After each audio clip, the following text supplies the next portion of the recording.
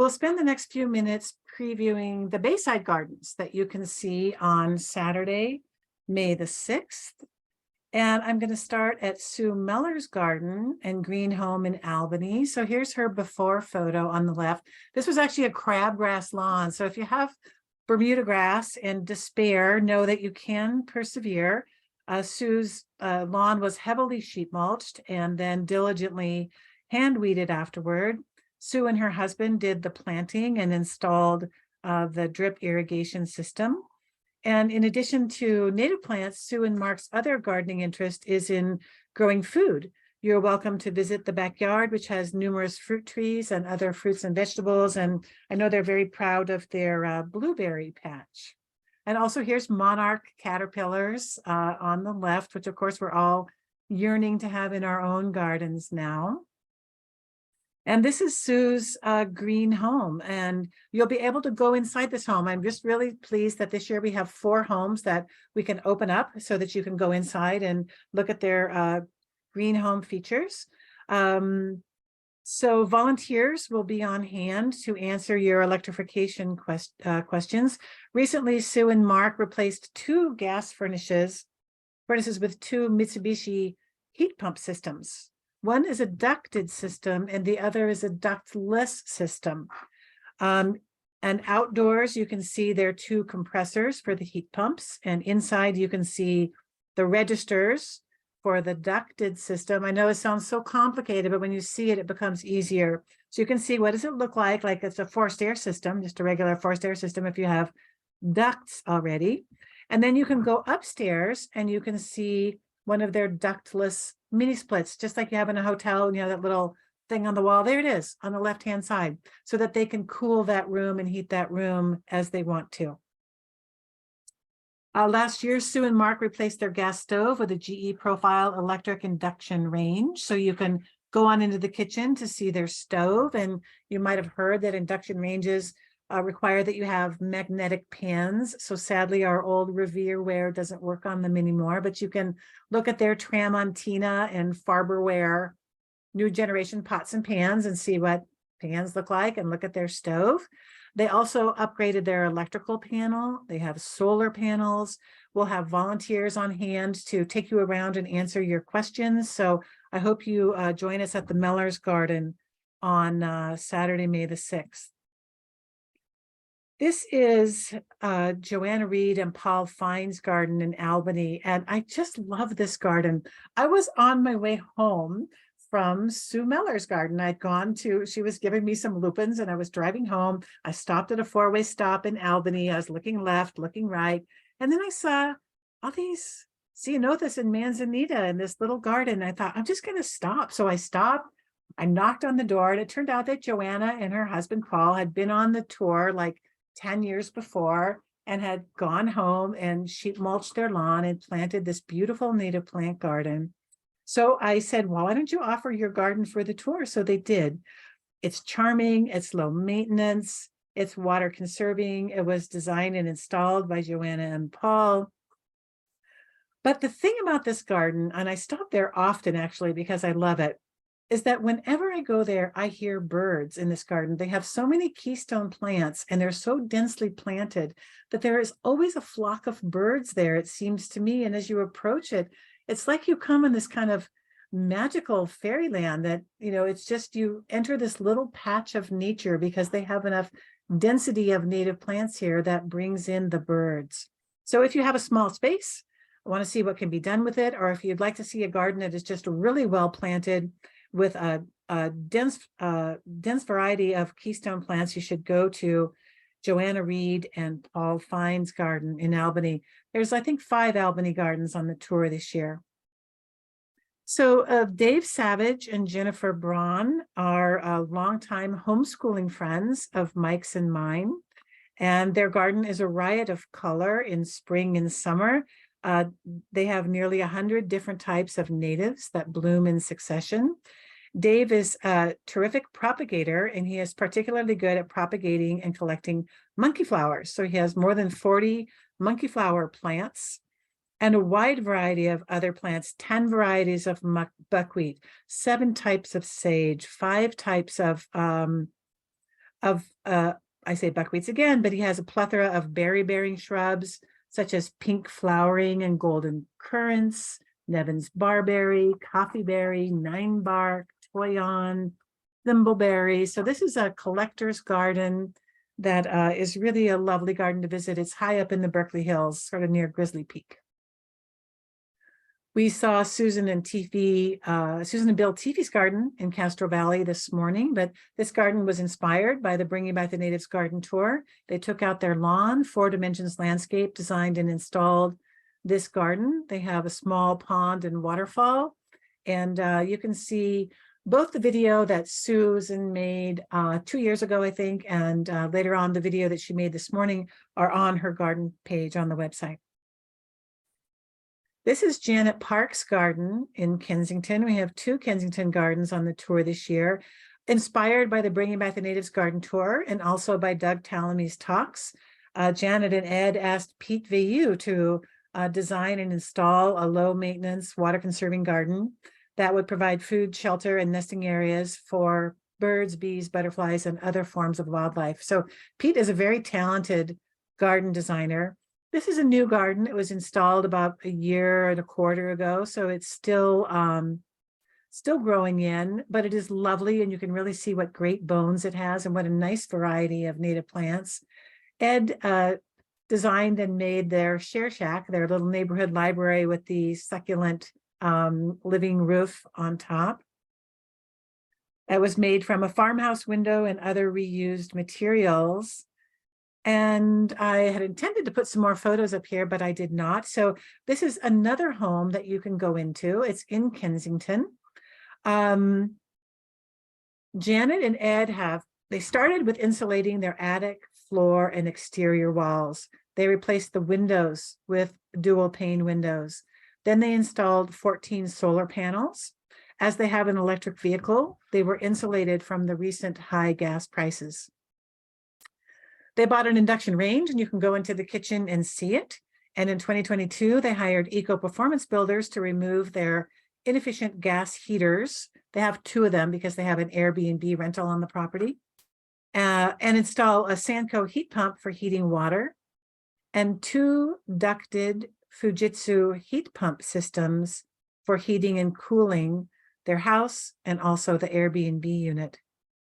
So as Janet said, not only are she and Ed protecting the environment and their own health by getting gas out of their homes, but it's paying off financially. Their PG&E bill last year for both their home and the rental totaled about $800, and that included charging the car. So come on in this home, check out their induction stove, take a look at their air return and their vents for their ducted heat pump system. They got free air conditioning when they installed this system, which they have really enjoyed on hot days. You can see the compressors outside of the house. Information on the Sanco water heater will be available. Harvest Thermal will have a staff member there all day long, and Quit Carbon will have a staff member there all day long. And Quit Carbon, I'll just mention them for a moment. They're just fantastic. It's a company that will give you a free kind of plan for electrifying your home. You tell them about your house and they talk with you over Zoom, and then they help you figure out what would be the most efficient and best way for you to achieve your goals with electrification. And Mike and I worked with Quit Carbon to discuss our replacing our heat pump water heater, and their services are free to homeowners. So anyway, you could talk with a friendly Quit Carbon staff member and an equally friendly Harvest Thermal staff member all day at Janet Park's garden in Kensington. Other volunteers will be on hand as well, and they'll be happy to answer your electrification questions. This is Alton Jelps garden in Oakland, and this is a small garden, but it's very inviting and beautiful. It has great plants for wildlife, water for thirsty creatures, a seating area from which one can enjoy this lovely garden, which was designed by Donna Bodine of Beeland Farms and also by Alton's daughter. The path is bordered, you can kind of see them here, you see them better in person, by birch stumps that were salvaged from a neighbor's tree that was removed. So I'll tell you here on the right, the cream colored one is yarrow. Above that is rosy buckwheat. Above that, I'm not sure, that yellow. On the left-hand side is monkey flower. We have poppies close to us on the left-hand side. But I found this, I was going to see Alton Jelps' garden, and I parked around the corner. And as I was getting my stuff out of the car, I realized, gosh, that's a beautiful native plant garden that I had parked right outside of. So I was looking at it, and then I just knocked on the door, and there was this construction was being done, and construction workers were there, and I was writing a note to the homeowner. And anyway, I was delighted to also meet Julie Benson, and her garden is right around the corner from the Jelps garden. So you can park once, see two gardens. Julie's garden is beautiful. This is her back garden. She has seen hummingbirds, bewick's wrens, chickadees, towhees, flocks of goldfinches. They have a bird bath with water trickling into it, and the sound of water trickling really attracts birds. They particularly like hummingbirds, like the California fuchsia and the penstemon, because of their long tubular flowers. So drop down into one of these nice Adirondack chairs and enjoy this garden. This is Valerie Matzger's garden in Piedmont. Now I want to start by saying that this garden is on a steep lot. It has many steps. Some of them have no rails. This is not a garden for anyone with balance issues to visit, but if you are sure-footed, you should come and see the Matzger garden. So the cobbler's children have no shoes, and successful landscape designer Valerie Matzger's garden was scant on native plants until she heard Doug Tallamy speak, and she learned three things: that 3 billion North American breeding birds have disappeared since 1970, that this population crash is due, among other factors, to habitat loss, pesticide use, climate change, and predation from cats. And third, for the sake of our own survival, we all should, indeed must, include native plants in our own gardens to create habitat, eliminate pesticide use, keep our cats indoors, and take action to reduce our contributions to global warming. So during the pandemic, Valerie retired, and she transferred her own garden. Her sense of artistry, knowledge of garden design principles, and creative placement of California native plants have resulted in just a spectacular, elegant, natural garden. Out went the lawn and most of the non-native ornamentals, and in came this delightfully diverse array of keystone species. 40 species of birds have been seen in this garden. They're drawn in by the insects they find on the native plants. Valerie considers chewed leaves a happy find. The seeds they glean from plants that have gone to flower, and the sound of splashing water in the fountain in the front and back garden. This is our very own Stephanie Prygel's garden in San Leandro. And this large corner lot contained an enormous lawn when Stephanie bought it.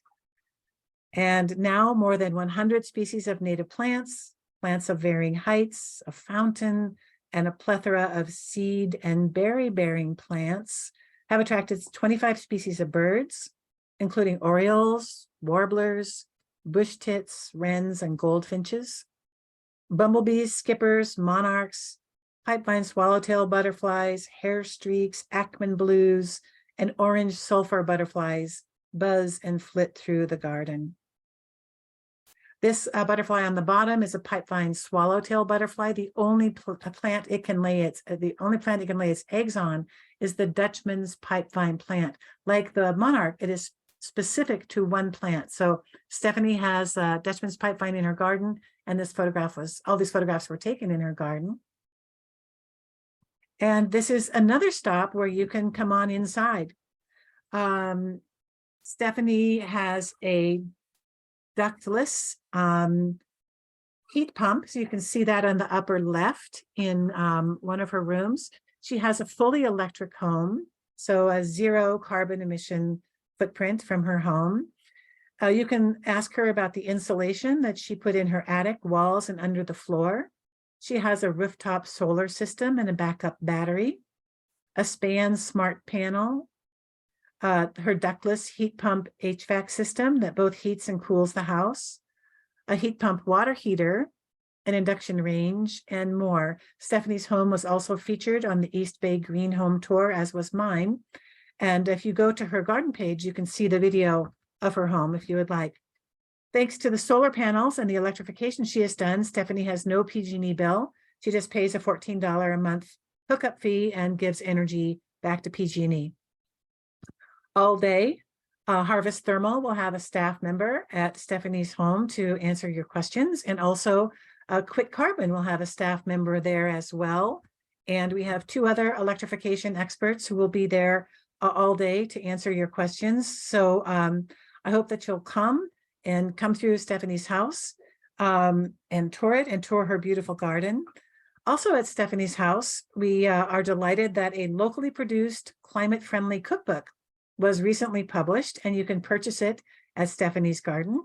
You'll be welcome to step inside Stephanie's kitchen to see how the induction range works and enjoy a taste of some of the delicious recipes from this cookbook. And you can ask the author to autograph it, and she will be giving induction range demonstrations twice during the day.